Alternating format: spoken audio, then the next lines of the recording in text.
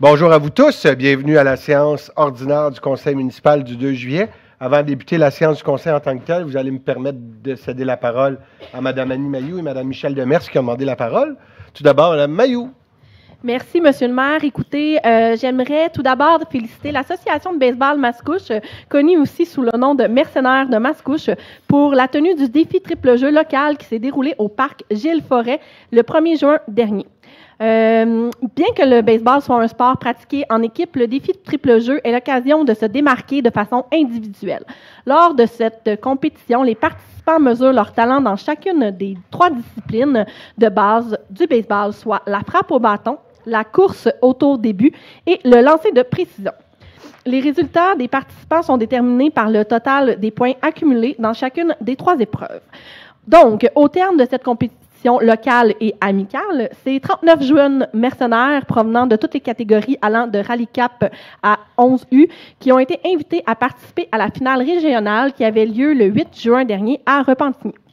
Félicitations à vous tous et je tiens plus particulièrement à féliciter 2 de nos jeunes mercenaires, Edith Malo de la catégorie Rallye Cap et Vincent de Grand-Maison dans la catégorie 11U, puisqu'ils iront fièrement représenter Mascouche et la région de Lanaudière le 13 juillet prochain lors de la finale provinciale du défi triple jeu qui se tiendra à Montréal cette année.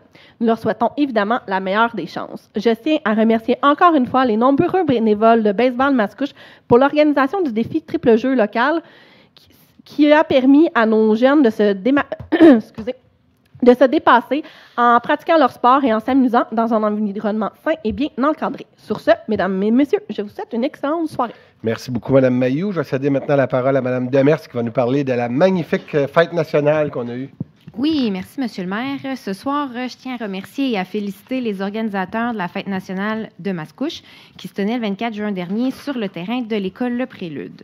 Pour une 2e année, le mandat de l'organisation de la Fête nationale a été confié à la SODAM qui avait concocté une belle programmation éclatée avec, entre autres, la dynamique Sarah Dufour. Le Québec a été célébré aussi grâce au spectacle de Simon Carnet et au traditionnel discours patriotique, l'hommage au drapeau et le feu d'artifice.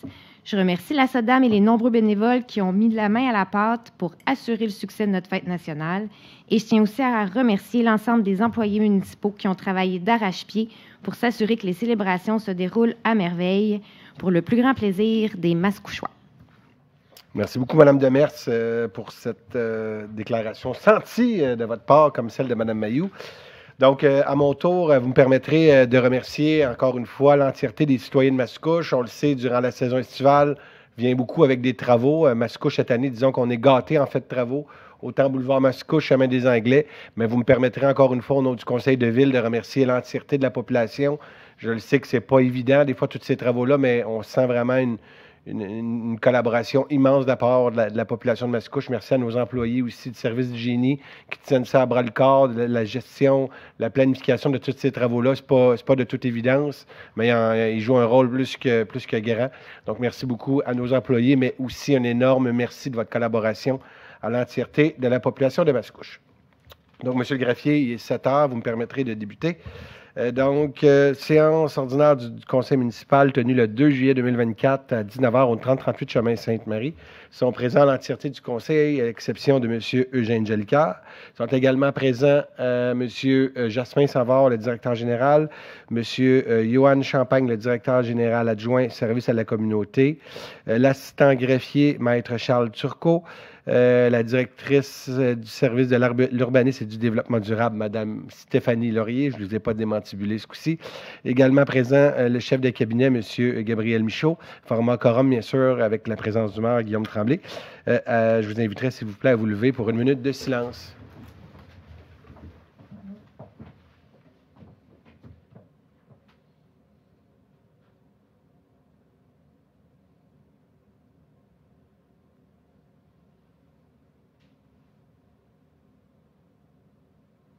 Merci.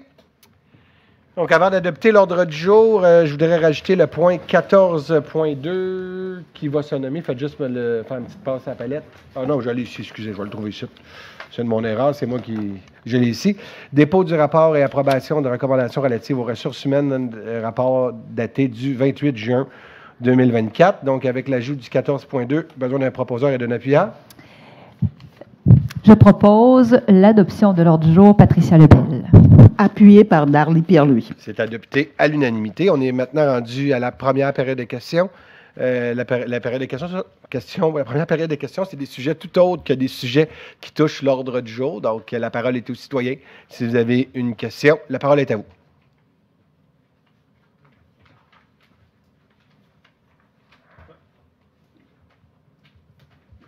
N'oubliez pas juste me donner votre nom et votre adresse, s'il vous plaît. Pierre Lebreu, 30 avenue de l'Étang. Oui. Et donc, j'ai quelques questions, mais une question principale, c'est concernant la vitesse. Je pense que M. le maire est au courant. Ça fait quelques fois que je l'interroge à ce sujet-là. Malgré plusieurs démarches faites pour essayer de faire ralentir la circulation, parce que quand les gens voient la côte, ils payent sur le gaz, puis évidemment, ça nous dérange beaucoup. Il y a quand même pas loin de 300 personnes qui restent dans les différentes résidences qui sont sur la rue de l'Étang, mais qui font face à l'esplanade. Donc, la dernière interrogation nous a laissé en plan encore, en voulant dire, on ne peut pas rien faire. Moi, je pense qu'il y a des choses à faire, il y a des choses à discuter, puis il y a des choses qui devraient tenter d'avoir des solutions. Moi, quand on me dit non, je ne comprends pas. Non, c'est pas une réponse. Je pense qu'il y a il y a sûrement des solutions, il y a sûrement des dépenses qui vont venir avec ça, mais ça, on verra quand ça sera le temps. La municipalité a été très proactive. Au mois de mars dernier, grâce à l'intervention de M. le maire, il y a eu un panneau indicateur de vitesse qui a été installé. Effectivement, la vitesse a diminué pendant un mois et demi, 2 mois. Mais quand les gens ont vu qu'il n'y avait pas de conséquences à dépasser la limite de 50 km/h, ça a retourné à la même habitude. On voit la côte, on paye sur le gaz. Et ça nous empêche de dormir, ça nous empêche d'utiliser nos balcons comme on voudrait les utiliser. Et donc, la qualité de vie, quand il y a beaucoup de gens de Mascouche qui sont venus parce qu'ils restaient en ville puis qui étaient tannés un peu de la grosse ville, et Mascouche s'en vient un peu avec cette problématique-là de la vitesse. Là, moi, je parle pour la rue de l'Esplanade, mais il y en a plein d'autres endroits. Et donc, sur le boulevard Sainte-Marie, on fait juste marcher sur le bord du trottoir, puis c'est un bruit infernal. Donc, c'est pas à une place ou 2 places, il y en a beaucoup. Il y en a beaucoup. Donc, j'aimerais ça qu'il y ait un comité de travail ou qu'il y ait un groupe de travail ou qu'il y ait quelque chose qui soit mis en place pour essayer de voir qu'est-ce qu'il y a à faire. Je pense qu'on n'a pas exploré à travers mes quelques messages que j'ai adressés à l'administration. Il y a eu des démarches, mais les démarches ne semblent pas porter fruit d'une façon permanente. Donc, bien, écoutez, je vous remercie, M. Lebrun, pour Lebreu, excusez, oui. Je vous remercie. D'ailleurs, c'est bizarre parce que j'étais en covoiturage il y a pas loin, il y a 2 semaines, avec votre neveu, le maire de Terrebonne. On revenait de l'Union des municipalités du Québec. Puis juste vous dire que c'est pas seulement un problème mascouchois ou tarbonien, c'est un problème québécois. Donc, c'est un problème sur la sphère québécoise, la vitesse dans les rues, qui est un problème majeur à cet égard-là. Maintenant, il y a un comité de travail qui a été mis sur pied avec l'Union des municipalités du Québec pour essayer de regarder. D'ailleurs, je pense que Mme Gagnon siège sur la commission de la sécurité publique à l'Union des municipalités du Québec. Ça, c'est un rassemblement de toutes les villes du Québec pour justement de voir les meilleurs coups, qu'est-ce qu'on peut faire différemment. Comme je l'ai toujours dit, puis je vous l'ai dit sans me mettre la tête dans le sable quand on s'est parlé, personnellement, j'étais propriétaire d'un condo ici au coin de la Montée-Masson et de l'avenue des Ancêtres. Et clairement, ce n'était pas une maison pour moi. Pourquoi? Parce que j'étais sur l'axe d'un chemin principal qui roule à 50 km. J'ai décidé de me relocaliser, de m'acheter une maison dans une rue de quartier parce que c'est un peu ce que je pensais d'avoir. Malheureusement, que je n'avais pas. Ce n'était pas conçu pour moi. C'est clair que quand on habite sur des artères comme la rue de l'Esplanade, la Montée-Masson, le chemin Sainte-Marie, à part, par exemple, la portion du noyau villageois, ce qu'on a descendu à 30 km, vous allez comprendre que c'est des artères qui sont importantes, où il y a un flux de circulation imposant, important.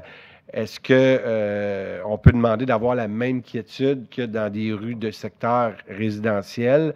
C'est assez difficile. Je ne me mets pas la tête dans le sable pour vous répondre n'importe quoi, puis je ne peux pas vous faire n'importe quelle promesse. Je le répète, ce n'est pas juste un problème québécois. Cependant, aujourd'hui, je prends en note de votre question. Et si je suis capable, la direction générale est là, on est capable de peut-être envoyer une coupe de prévention de police ou on va regarder ce qu'on peut y faire. Mais par exemple, mettre des dos down, c'est sûr, on est sur une rue principale, on n'est pas sur une question de camions de pompiers, de rapidité pour que les camions de pompiers se rendent à Mascouche dans toute la grandeur du territoire. Maintenant que c'est dit, je ne sais pas si vous avez une sous-question, je suis prêt à la recevoir. Là. Allez-y. Il n'y a pas de sous-question. Mon questionnement, c'était d'explorer davantage les possibilités. Je comprends que la rue de l'Esplanade, l'avenue de l'Esplanade, qui en réalité est un boulevard. Mm-hmm. On se comprend, là. Je veux dire, on ne s'assinera pas sur la terminologie. Une voie de 4 voies de même, là, c'est sur une avenue, un boulevard. Non, mais c'est un boulevard, mais on dirait que ça veut pas être, on ne veut pas reconnaître que c'est un boulevard.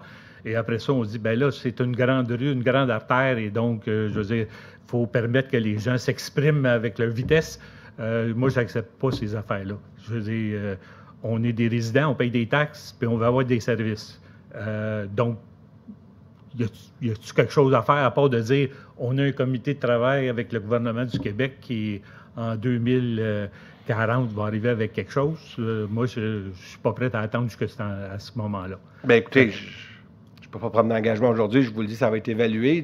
Tout ce qu'on est capable de faire, soyez assurés que si j'avais une solution, le comité de circulation avait une solution imposante, majeure, on l'aurait fait. Là. Je vais juste vous dire qu'à la grandeur du territoire de Mascouche, sur les artères principales, autant que sur les artères principales des autres villes du Québec, je veux dire, on n'est pas magicien, puis on ne peut pas créer par magie une solution. Cependant, aujourd'hui, ce que je vous réponds, c'est qu'on va s'assurer d'avoir un peu plus de présence policière, on l'entend, on va y travailler, mais je suis obligé de vous dire que tous les axes qui se rendent aux autoroutes, que ce soit le chemin Sainte-Marie, l'avenue de l'Esplanade ou la Montée-Masson, le chemin des Anglais, c'est des axes qui ont une entrée directe à une autoroute, une sortie d'autoroute.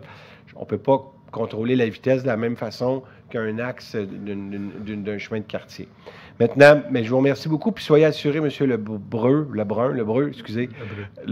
qu'on va s'assurer d'avoir plus de présence policière, ça je l'ai entendu dans votre question. Bien, j'aimerais ça qu'il y ait quelqu'un qui me reparle. Je comprends que c'est pris en délibéré, là. Ça, je comprends la réponse politique, mais je veux dire, moi, je voudrais qu'il y ait un peu d'action, donc je m'attends à un retour, là. Donc, on a des policiers qui se promènent sur les territoires, on l'a vécu avec un policier dernièrement, mais il va aller sur le secteur, puis ils vont l'évaluer. Puis il y a même des activités de sensibilisation qu'on est en train d'évaluer par quartier. Est-ce que ça va être une rue qui va être sélectionnée? On est tout en planification présentement, mais je le répète, là, je veux dire, 50 km, on ne peut pas le traiter de la même façon qu'une rue de 30 km. J'ai une deuxième question qui est relative à des travailleurs de la construction qui font des nouveaux édifices au coin de Esplanade et de l'Étang. Et les gens stationnent carrément devant notre entrée et notre sortie de stationnement. Il y a une demande qui a été effectuée à la fin du mois de mars. Il y a un rapport qui a été fait par M. Girard du service de la police le 18 avril dernier. Aucune intervention. J'ai parlé à M. Girard aujourd'hui. Suite à des recherches qu'il a faites, ça a tombé entre deux chaises. Bon, entre le mois d'avril puis aujourd'hui, c'était quand même échelonné beaucoup de temps. là, ce qu'on me répond, c'est que ça va être soumis au conseil municipal du 26 août prochain. Je me demandais s'il n'y avait pas une dérogation spéciale à faire, étant donné que ça a traîné pendant 3 mois de temps. C'est clair que, je veux dire, les gens, actuellement, ils stationnent carrément juste sur les côtés, à gauche et à droite de l'entrée et de sortie des stationnements des résidents. Et donc, je veux dire, on ne voit pas du tout des autos qui passent de droite à gauche ou de gauche à droite. Et c'est dangereux. Donc, j'aimerais ça que soit évaluer la possibilité soit qu'il y ait un conseil municipal spécial ou soit qu'il y ait une décision intérimaire Ce qu'on par va téléphone. faire, M. Lebreu, donc je vais m'assurer demain, si vous dites que M. Girard vous a répondu que ça l'avait tombé entre 2 chaises, on va faire un suivi avec le cabinet du maire, nous assurer. Je comprends qu'il y a des véhicules qui stationnent dans une zone qui n'est pas supposée. Il est supposé d'avoir un dégagement de 10 Ce qu'on me dit, c'est qu'il est supposé être voté à la prochaine séance spéciale, mais on a une séance spéciale au mois de juillet. Votre message, est-ce qu'on pourrait l'évaluer de la rentrer dans la séance spéciale? Si on la rend, on est supposé de la voter au mois d'août. Peut-être, je regardais avec mon chef de cabinet, savoir si on peut la devancer pour le mois de juillet, la séance du mois de juillet. On va vous faire un suivi. S'il vous plaît, peut-être pas demain, mais appelez jeudi ou vendredi au cabinet du maire, puis on pourra vous faire un suivi avec le dossier en tant que tel. Une dernière question. Là, j'étire l'élastique parce que le timer il n'est pas parti. J'ai fini. C'est bon, Johan. Ça ne sera pas long. Allez-y. J'apprécie beaucoup le parc du Grand Coteau. Oui. Et je me questionne sur ce qui arrive avec le lac. Et je veux dire, les algues prolifèrent énormément et l'eau devient stagnante. Donc, on est en train de perdre le lac tranquillement, pas trop vite. Là. La fontaine, est-ce qu'elle est... On attend une pièce. Je sais qu'on attend une pièce pour faire fonctionner la fontaine. Ça doit faire 1 an. Parce que ça ne fonctionne pas. Là. Non, c'est ça. Ça ne fonctionne pas parce que l'eau est stagnante. OK. Donc, avant que ça sente le yard, là, je veux dire, je sais que l'année passée, il y a eu des interventions qui ont été faites pour enlever les algues. Donc, mais là, la pièce, elle va sûrement arriver de m'emmener. On va faire un suivi sur la pièce. Ça. Merci. Okay. On va vous faire un suivi sur la pièce. Excellent. C'est bon. Merci beaucoup. Bonsoir.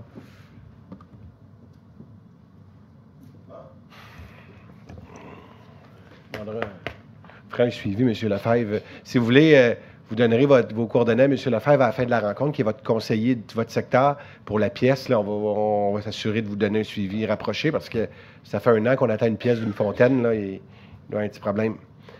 Donc, l'assistant greffier, vous déposez aujourd'hui les documents suivants. La liste des chèques émis pour mai 2024, la liste des dépôts émis mai 2024, la liste des bons de commande mensuels mai 2024, la liste des grés à grés trimestriels du 1er janvier 2024 au 31 mars 2024. Acte 4, approbation du procès-verbal. Il est proposé d'approuver le procès-verbal de la séance ordinaire du 10 juin 2024 tel que rédigé et présenté. Proposé d'Arlie Pierre-Louis. Appuyé par Patricia Lebel. C'est adopté à l'unanimité. Au niveau 5, la direction générale. À 5.1, il est proposé d'autoriser l'appui financier à l'OMHLS en fournissant une contribution municipale de 24 949,58 représentant le montant toute taxe comprise de la soumission de DKA Architect Inc. datée du 28 novembre pour l'élaboration de plans et devis pour la construction du bâtiment résidentiel à l'intersection des rues Bohémier et Prudent-Baudry, d'autoriser une affectation en fonction des dispositions prévues au règlement 1315 sur la constitution d'une réserve financière pour l'initiative de logements sociaux et familiaux. Proposé d'Arlie Pierre-Louis. Et appuyé par Bertrand Lefebvre. C'est adopté à l'unanimité. À 6, au niveau greffe et services juridiques, à 6.1, il est proposé d'adopter le règlement numéro 1335-2 modifiant le règlement 1335 sur la tarification des services municipaux. Proposé par Michel Demercier. Et appuyé par Bertrand Lefebvre. Et c'est adopté à l'unanimité. Donc, ici, on parle d'une modification dans le cadre du programme Bibliojeux. C'est l'inclusion d'une tarification pour encadrer les bris et la perte d'items dans les jeux. 6.2, il est proposé d'adopter le règlement numéro 1342 sur la délégation de pouvoir et le contrôle et suivi budgétaire avec la modification suivante. Une définition de fourniture de bureau a été ajoutée à l'article 5. L'ajout du paragraphe 9 au 2e alinéa 12 qui se lit comme suit. La personne qui occupe le poste d'adjointe administrative à la direction générale, de secrétaire administrative d'une direction ou d'un service, de secrétaire ou de préposer aux opérations peut, si elle est dûment autorisée par le directeur de l'unité administrative concernée, direction générale, direction ou service, procéder à la commande de fournitures de bureau dont le montant total ne dépasse pas le 1 000 $, taxes incluses, ainsi que l'approbation de la facture qui en découle. La commande et la facture doivent résulter de l'exécution d'un contrat par ailleurs dûment autorisé et conclu par cadre. Proposé par Patricia Lebel. Appuyez les Gagnon. C'est adopté à l'unanimité, donc c'est une modification qui autorise la commande de fournitures de bureau pour un maximum de 1 000 $ lorsqu'un contrat a été dûment autorisé. 6.3, il est proposé d'adopter le règlement 1343 sur la gestion contractuelle avec les modifications suivantes. Les mots dans les limites indiquées de cet alinéa et tout autre montant autorisé par résolution ont été ajoutés au premier alinéa de l'article 34 dans le but de clarifier à la limite des modifications accessoires et des dépenses qui peuvent être autorisées par les personnes visées à cet article. L'alinéa 3 de l'article 35 est devenu le deuxième alinéa pour faciliter la compréhension du lecteur.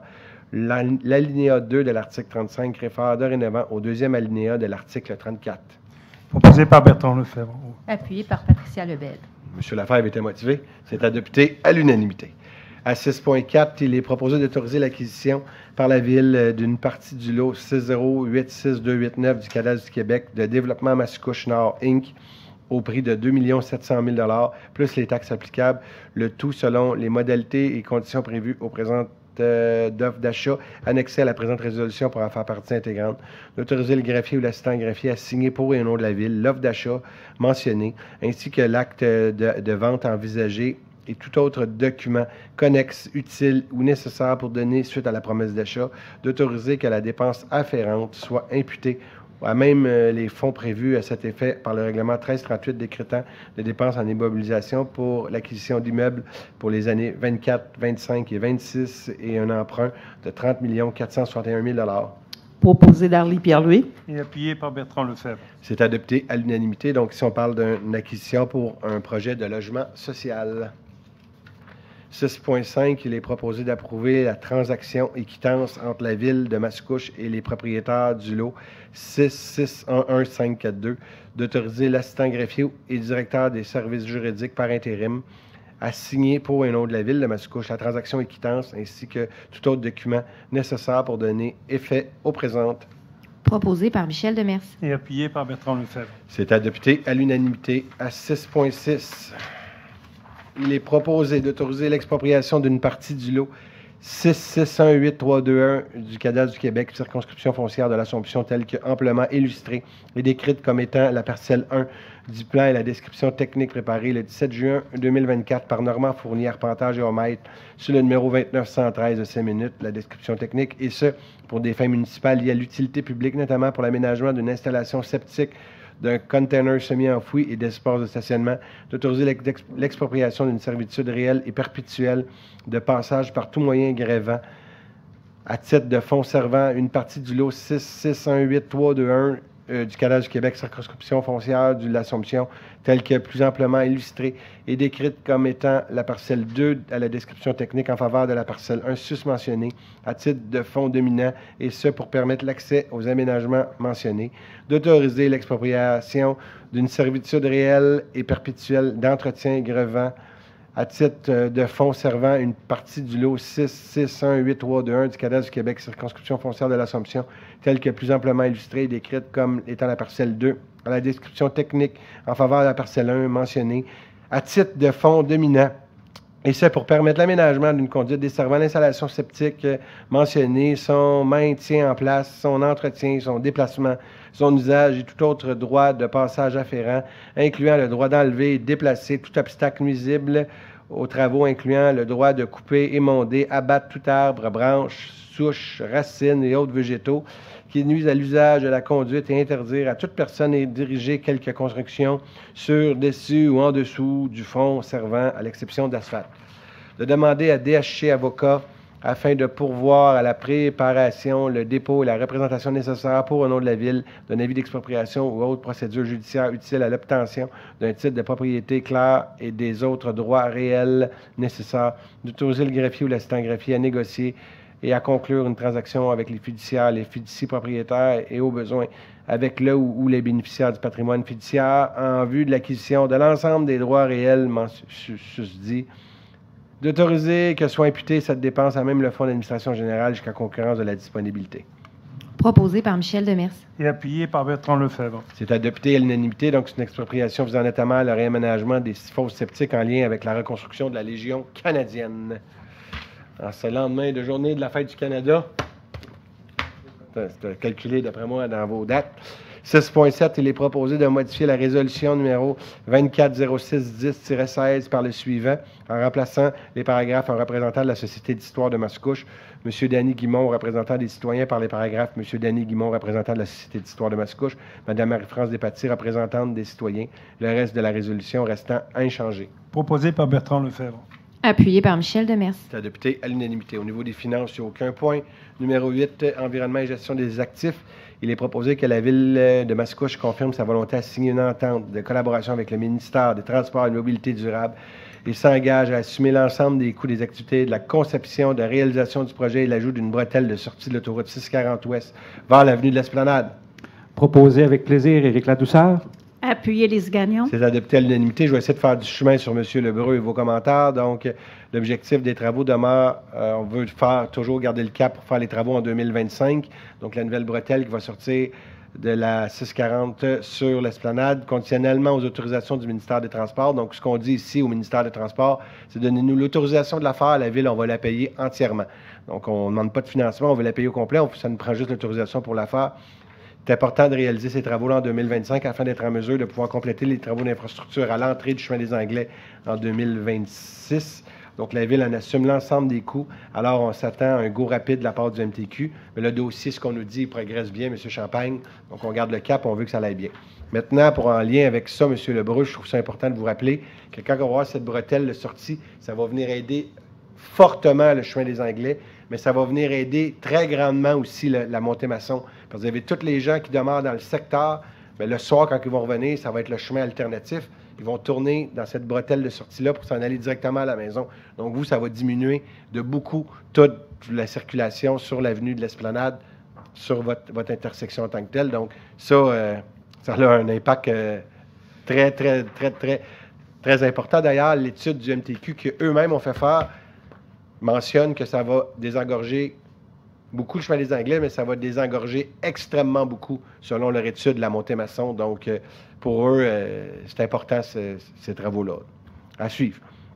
8.2, il est proposé d'autoriser le retrait des panneaux arrêts situés dans l'axe du chemin des Anglais, l'intersection de la rue Suroît, d'autoriser l'ajout d'une signalisation arrêt dans l'axe du chemin des Anglais, l'intersection de la rue Pangman, en y ajoutant des traverses piétonnes, le tout conformément au plan préparé par le service du génie joint à la présente résolution pour en faire partie intégrante. Proposé Lise Gagnon. Appuyé par Patricia Lebel. C'est adopté à l'unanimité. Ici, cette résolution-là, on s'entend que c'est au moment opportun, donc lorsque les travaux vont être finis. C'est bien cela, monsieur le directeur général? Ça ne sera pas fait tout de suite, ça va être fait quand les travaux vont être terminés sur le chemin des Anglais. Puis il n'y avait pas aussi une interdiction de virage. Il est-tu dedans, la résolution? Parce que j'en parle pas. Il n'est pas dedans. Donc, on va-tu y revenir à la prochaine séance? On va revenir à la prochaine séance. Parfait. Vous allez faire le suivi, Mme Gagnon. Merci. Le maire suit ses dossiers, Mme Gagnon.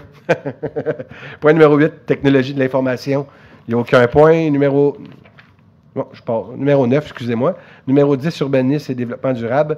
Voulez-vous donner l'avis de motion, M. Ladouceur? Oui, M. le maire. Je, Éric Ladouceur, donne avis de motion du règlement numéro 1089-23, modifiant le règlement relatif au plan d'implantation et d'intégration architecturale numéro 1089, afin d'assujettir les zones RA 225 et CC 218 au règlement pour adoption à une prochaine séance ordinaire ou extraordinaire.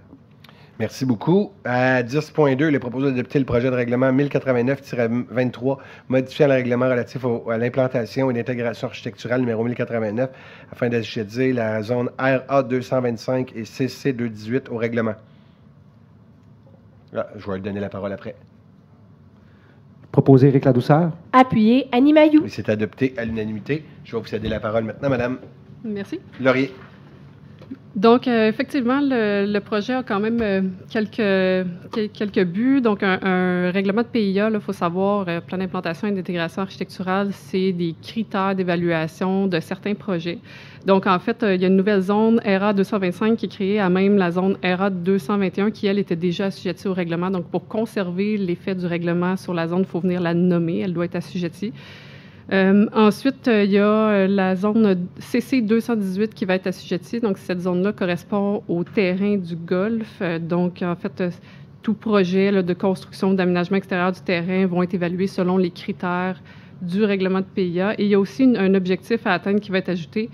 Donc, c'est préserver le caractère naturel, champêtre et la qualité paysagère du site du golfe pour ajuster là, les objectifs et critères du secteur dans lequel il sera assujetti. Sur la prochaine diapositive, on voit en fait les secteurs qui sont touchés. Donc, le secteur en vert, c'est l'arrière des terrains de la rue Pincourt. Donc, on voit aussi que, comme les limites de zone ont été modifiées dans le projet que nous verrons dans les prochains points, il y a certaines parties qui sont un peu assujetties, le reste, c'est inchangé. Et l'autre cercle où il y a le terrain en rose, c'est le site du golfe, donc qui sera maintenant assujetti au territoire 1 au même titre que d'autres artères plus commerciales. Donc, sur la prochaine diapositive, on voit l'échéancier d'adoption du projet. Donc, la prochaine étape est une consultation publique prévue la semaine prochaine, jeudi le 11 juillet. Ensuite, le règlement est adopté et il entre en vigueur suite à l'approbation de la MRC Les Moulins. Merci beaucoup pour pour avoir rendu ça plus clair pour les citoyens. À 10.3, Mme Mailloux, voulez-vous donner l'avis de motion, s'il vous plaît? Oui, Annie Mailloux donne avis de motion du règlement numéro 1103-76 modifiant le règlement de zonage numéro 1103 afin d'assurer la conformité au règlement numéro 1085-12 pour adoption à une prochaine séance ordinaire ou extraordinaire. Merci. À 10.4, il est proposé d'adopter le règlement numéro 1103-76 modifiant le règlement du zonage 1103 afin d'assurer la conformité au règlement 1085-12. Proposé Annie Mailloux. Appuyé Éric Ladouceur. C'est adopté à l'unanimité. Madame Laurier.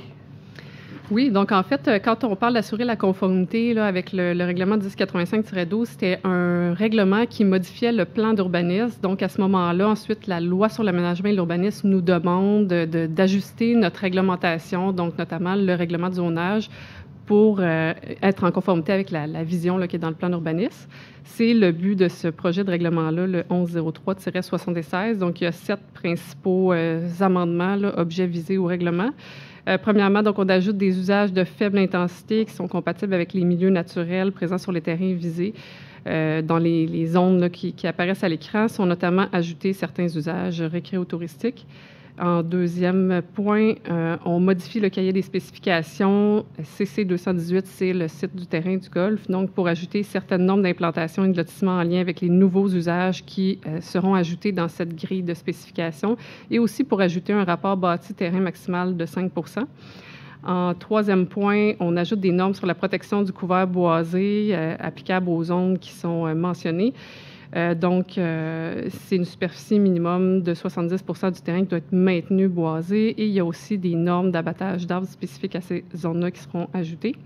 En quatrième point, on ajoute des normes sur les bandes tampons qui s'appliquent selon le type d'usage projeté sur le terrain. Donc, ça, c'est en lien avec les nouveaux usages qui sont ajoutés dans les grilles, dans les différents cahiers de spécification des zones visées. En cinquième point, on retire la classe d'usage P4, qui est des usages publics tels que station d'épuration ou poste de pompage de la zone ERA 436. En sixième point, on crée la zone ERA 225 à même l'actuelle zone ERA 221 et on agrandit aussi la zone ERA 105 à même la zone ERA 221 pour suivre les limites de terrain. Et finalement, on retire la référence à la possibilité de déposer un plan d'aménagement d'ensemble pour toutes les zones où ça a été permis puisque le règlement a été modifié. À la prochaine diapositive, on voit sur la carte à gauche, c'est toutes les zones pour lesquelles il y a des usages qui sont modifiés ou des normes qui sont ajoutées ou modifiées. Et la petite carte à droite illustre le redécoupage entre les zones ERA 221 et ERA 105, ainsi que la nouvelle zone ERA 225 qui est créée à même la zone ERA 221. Et finalement, donc, on a l'échéancier d'adoption du projet 1103-76. Donc, étant donné que c'est un projet de concordance, contrairement à d'autres projets qui modifient le règlement de zonage, On n'a pas d'approbation référendaire dans ce projet de règlement. Donc, la prochaine étape, c'est une consultation publique également prévue la semaine prochaine, le 11 juillet. Et ensuite, le règlement est adopté puis entre en vigueur suite à l'approbation de la MRC. Merci beaucoup. 10.5, il est proposé d'adopter le règlement numéro 1321-1 modifiant le règlement sur le contrôle intérimaire visant les parties DOT numéro 1321 afin de mettre à jour les règles de contrôle intérimaire visant pour le secteur C. Proposé Éric Ladouceur. Appuyé Annie Mailloux. C'est adopté à l'unanimité. 10.6, il est proposé d'adopter le règlement 1330-1 modifiant le règlement sur les interventions susceptibles de créer des besoins excédant la capacité des égouts sanitaires dans certains secteurs numéro 1330 afin de mettre à jour certains secteurs visés. Proposé Annie Mailloux. Appuyé Éric Ladouceur. C'est adopté à l'unanimité. 10.7, il est proposé d'approuver et d'autoriser les plans d'implantation et d'intégration architecturale suivants. Agrandissement d'un bâtiment principal au Vette-et-Nous, au 695 Montée-Masson, selon les plans et des élévations révisées du 11 juin 2024. Transformation extérieure d'un bâtiment principal au 2933 chemin Sainte-Marie, selon les documents préparés par le service de Madame du 6 juin 2024. Transformation extérieure d'un bâtiment principal au 736 rue Pompadour, selon les plans de construction reçus le 4 juin 2024. Transformation extérieure d'un bâtiment principal au 301 rue Martel, selon le croquis du mur latéral reçu le 4 juin 2024. Modification d'une aire de stationnement et de son aménagement paysager du 2932-2934 chemin Sainte-Marie, selon le croquis et les plans d'aménagement paysager modifiés le 13 juin 2024. Modification d'une enseigne au Bessic Quilico au 401 rue Louis-Berriot, selon les plans des enseignes révisés le 16 avril 2024. L'installation d'enseignes au Shop Santé Mascouche au 235 Montée-Masson, selon le plan des enseignes révisées du 3 juin 2024. Modification d'enseigne au Corbeil au 430 Montée-Masson, selon le plan d'enseigne révisé du 6 juin 2024. Installation d'enseigne au 1282 Avenue de la Gare, selon le plan d'enseigne révisé du 6 juin 2024, de reporter à une séance ultérieure les demandes d'implantation et de modification d'une aire de stationnement et de son aménagement paysager pour un service de garde au 3351 Avenue de la Gare sur les lots 6552-038 et 6552-043 du Cadastre du Québec. Proposé Éric Ladouceur. Appuyé Annie Mailloux. C'est adopté à l'unanimité. À 10.8, il est proposé de remplacer les mots du 20 mars 2024 par 17 avril 2024 concernant la résolution 2405-13-18, de remplacer les mots 20 mars 2024 par 15 mai 2024 concernant la résolution 2406-10-24. Proposé Annie Mailloux. Appuyé Éric Ladouceur. C'est adopté à l'unanimité. Vous comprendrez ici, c'est des erreurs dans des dates dans le rapport du comité consultatif d'urbanisme. Point numéro 11, service de police à 11.1, il est proposé d'adopter la signalisation d'arrêt interdit en tout temps aux endroits suivants. Sur la rue du Fort, dans les 5 premiers mètres de la rue... Sur la rue du Fort, dans les 5 premiers mètres de la fin du rayon de la courbe avec l'intersection du chemin Sainte-Marie des deux côtés de la rue. Sur la rue du Fort, sur la longueur de 35,5 mètres au nord de l'accès du 1125 rue du Fort. Sur 5 mètres avant et après le rayon de la courbe du virage venant de la rue du Fort vers la rue du Mont pour une longueur de 27,5 mètres. À l'est du 2806 rue du Mont vers l'accès nord du 1122 rue du Fort pour une longueur totale de 27,5 mètres.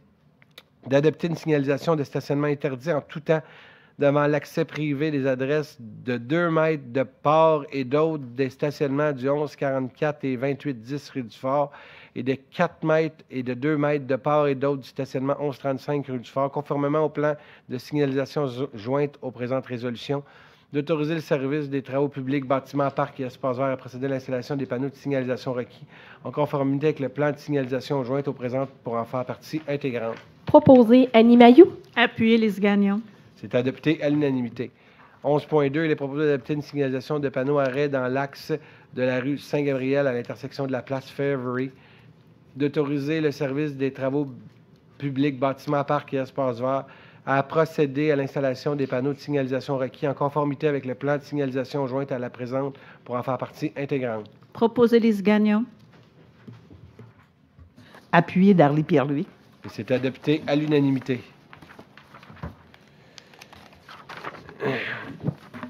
11.3, modification de la signalisation. Donc, il est proposé d'adopter une signalisation d'arrêt interdit en tout temps sur une distance de 75 mètres du côté ouest, sur une distance de 8 mètres du côté est, sur la rue Lapointe, à partir de l'intersection du chemin Sainte-Marie jusqu'à la rue des Portes. D'adopter une signalisation de stationnement interdit du côté ouest de la rue Lapointe, après les 75 mètres à partir du chemin Sainte-Marie jusqu'à la rue des Portes. D'autoriser les services des travaux publics, bâtiments, parcs et espaces verts à procéder à l'installation des panneaux de signalisation requis en conformité avec le plan de signalisation qui sera éventuellement transmis par les services de police. Proposé Annie Mailloux. Appuyé Lise Gagnon. C'est adopté à l'unanimité. Le sens unique, on l'avait déjà voté? Non, mais il n'est pas là-dedans non plus. Du prochain, OK. Donc, ça va être voté. On met les stationnements, puis après ça, Parfait, c'est bon. 12, prévention des incendies, aucun point. 13, travaux publics, bâtiments, parcs et espaces verts, il n'y a aucun point. 14, ressources humaines. Il est proposé de prendre acte des informations transmises et d'approuver le rapport de directrice du service des ressources humaines daté du 11 juin 2024 concernant des embauches et des démissions. Proposé d'Arlie Pierre-Louis. Et appuyé par Bertrand Lefebvre. C'est adopté à l'unanimité. Et finalement, 14.2, il est proposé de prendre acte et d'approuver le rapport du directeur général daté du 28 juin 2024 relatif aux ressources humaines. Proposé par Bertrand Lefebvre. Appuyé, Éric Ladouceur. C'est adopté à l'unanimité. Communication, il n'y a pas de point. Culture, loisirs et vie communautaire, il n'y a aucun point. Aide financière et appui aux organismes, il n'y a pas de point. On est maintenant rendu à la deuxième période de questions. Je répète, si vous avez des questions, c'est en lien avec l'ordre du jour pour la deuxième période de questions. Juste me dire à quel point vous faites référence pour qu'on puisse se retrouver. S'il vous plaît, la parole est aux citoyens.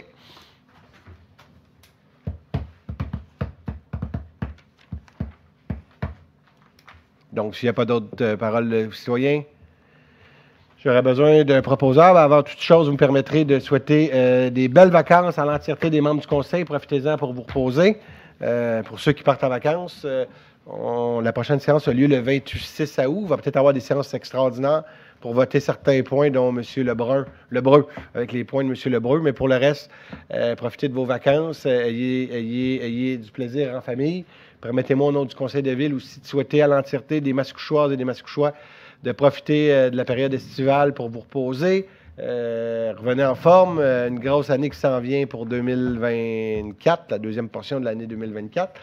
Finalement, aux employés municipaux aussi, je passe par la direction générale pour dire à nos employés de profiter de la belle saison estivale qu'on a devant nous pour recharger les batteries parce qu'on a beaucoup de projets qui s'en viennent. Il faut garder le cap sur les services à la population, les services aux citoyens. Mais vous avez le droit, vous aussi, de vous reposer durant cette belle saison estivale. Profitez-en. Puis c'est beau le Québec, voyager au Québec, c'est ce que je vous conseille. Donc, j'aurais besoin d'un proposeur et d'un appuyeur pour lever l'Assemblée en vous disant que la prochaine séance régulière a lieu le 26 août 2024. Annie Mailloux, je propose la levée. Appuyé, Éric Ladouceur. Et c'est adopté à l'unanimité. Bonne fin de soirée à tous.